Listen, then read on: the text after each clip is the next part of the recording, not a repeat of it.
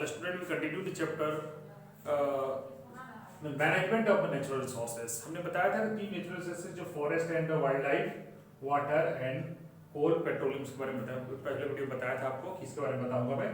तो ये forest and wild life ये भी एक हमारा नेचुरल रिसोर्स है, वाटर भी that is also natural resource है, and coal and petroleum that is also natural resource. और हाउ कैन मैनेज, इसको मैनेज करना क्यों जरूरी है। पहले तो हम बात करेंगे ये जो वाइल्ड लाइफ फॉरेस्ट की जो है उसका इंपॉर्टेंस क्या है। देखिए इस पे देखिए कौन कौन से लोग पर डिपेंड है। जैसे देखिए स्टॉक होल्डर, मतलब स्टॉक होल्डर का मतलब होता है जो इस पे पार्सली या फुल्ली डिपेंडेंट होते हैं। जैसे लोकल पीपल, लोकल पीपल का मतलब समझ में आता है कि जो जैसे आदिवासी लोग जो होते हैं जो ज्यादातर जंगलों में रहते हैं, ठीक है, तो वो उनका घर ही समझिए कि वो मतलब वो जो जगह है वो जो आपका जंगल ही उन लोगों का घर होता है, ठीक है।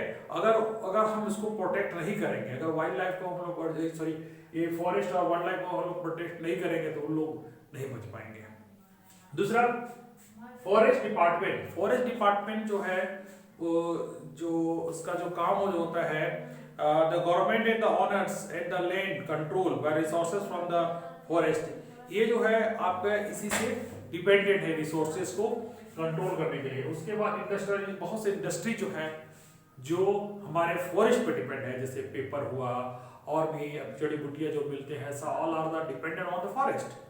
तो बहुत जरूरी है कि फॉरेस्ट को भी हम लोग एक मैनेजमेंट वे से करें, जिससे क्या हो कि ये सब चीज हमेशा हम लोग को प्रोवाइड होता रहे।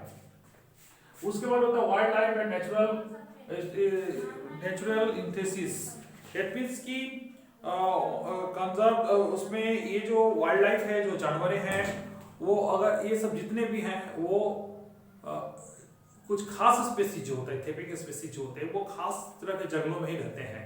तो जरूरी है कि हम जंगलों को अगर सही ढंग से मैनेज करके रखें तो आने वाले समय में ये जानवर नहीं रहेंगे और इकोसिस्टम से डिस्टर्ब होगा। यानी कि दैट मीन्स कि ये जरूरी है कि हमें फॉरेस्ट को बचाना है। तो देखिए इसको फॉरेस्ट को बचाने के लिए जैसे replace the tree have been cut down, जो पौधे जो अगर पेड़ जितने कटे हैं उससे ज्यादा लगाया जाए।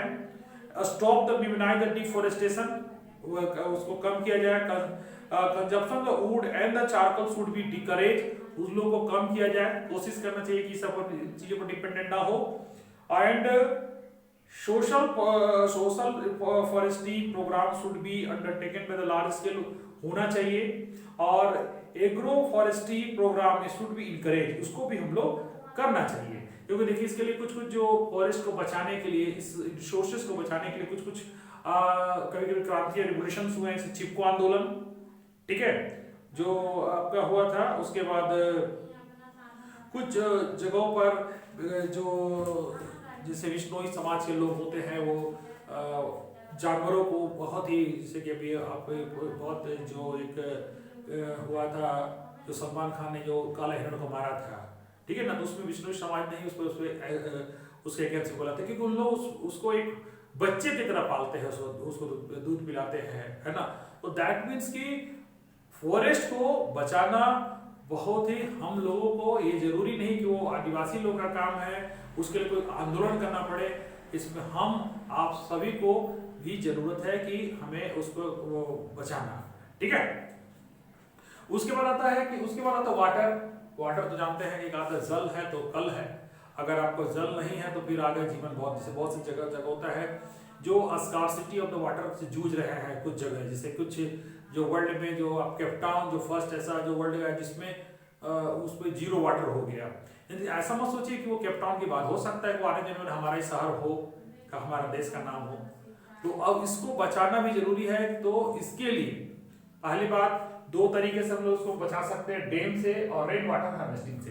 डैम बनाने से क्या होगा कि जिससे पानी जो समुद्र में चला जाता है उससे पहले क्या है, उस पानी को हम कैनाल बनाकर खेतों तक पहुंचाएं, जिससे क्या है कि वाटर ग्राउंड लेवल वो बढ़े, जिससे लोगों का जीवन और भी अच्छा हो सके। क्योंकि जैसे जैसे इंक्रीज होगा पॉपुलेशन तो वाटर का डिमांड भी बढ़ेगा।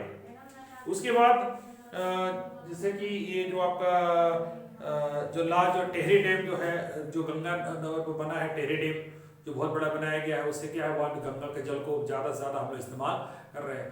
ये तो हो गई कि नदियों पर। दूसरे जो बहुत सिंपल है रेन वाटर हार्वेस्टिंग, हर लोगों को घर में बनाना चाहिए। इससे अगर आपके घर में बन रहा हो या घर बना हुआ हो तो उसमें भी अब छत का जो बरसात का जो पानी होता है उसको एक जगह करके उसको गड्ढे में डालना है, कोई रेन वाटर हार्वेस्टिंग के होता है। इससे क्या होता है आपके वाटर लेवल जो है, आपका जो ग्राउंड लेवल है वो बढ़ जाएगा। फिर वो गर्मी के दिनों में आपको बाल्टी लेकर कहीं जाने की जरूरत ना पड़ेगा, क्योंकि आपके घर में हमेशा पानी बरकरार रहेगा, क्योंकि आप उसके जो ग्राउंड जो होते हैं उसको चार्ज करते हैं। क्योंकि देखिए आप जिससे अर्बनाइजेशन हो रहा है तो आप गौर किए होंगे कि आपके कहीं भी जगह पर पानी को स्वेप करने की जगह नहीं है ना। रोड है तो कंक्रीट का है, चारों तरफ अगर हम लोग क्या करते हैं टाइल्स बना देते हैं तो भी दिक्कत होता है। हम लोग ऐसा जो जिससे देखते हैं पेट्रोल पंप में जो होता है वैसा टाइल्स का इस्तेमाल करना चाहिए, जिससे क्या है कि पानी का जो स्वेपेज जो जमीन के अंदर हो, ये भी बहुत फायदेमंद होता है।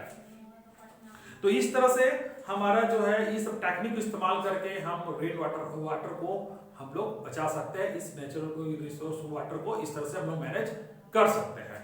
उसके बाद आता है कोल एंड पेट्रोलियम। ये तो जानने का they are the fossil fuel, they the non renewable source of energy. अब ये क्या है कि जिस तरह से अगर इस्तेमाल हो रहा है तो एक तो पॉल्यूशन, दूसरे आने वाले समय में फिर वो कैसे काम चलेगा ये भी हमको सोचना पड़ेगा। क्योंकि जिस तरह से ये क्या कि अगर है लिमिटेड मात्रा में है तो ऑटोमेटिकली है कि इसको तो हमको ऐसे मैनेज करके चलना है कि फ्यूचर बहुत दिनों तक ये चले, और उसके साथ अल्टरनेट सोर्स ऑफ एनर्जी का भी इस्तेमाल हमको करना चाहिए, जिससे फॉसिल फ्यूल पर हम लोग का बर्डन कम पड़े। तो ये सब वे है जिससे हम लोग ये जो नेचुरल रिसोर्सेस है उसको हम लोग मैनेज कर सकते हैं। जो तीन जो रूल्स बताए, RRR, reduce, reuse and recycle, इस तरीके से हम लोग अपनाएं अपने जीवन में। और एक और भी आपका आ गया है कि रिफ्यूज। रिफ्यूज का मतलब होता है कि प्लास्टिक का जो बैग है उसको हम लोग इस्तेमाल ना करें, जिससे क्या पर्यावरण का प्रदूषण से बचेगा। तो दैट्स इज सब रूल्स जिससे हम लोग कर सकते हैं। उम्मीद है कि हमारे दोनों पार्ट से आपको बेनिफिट मिला होगा। Thank you.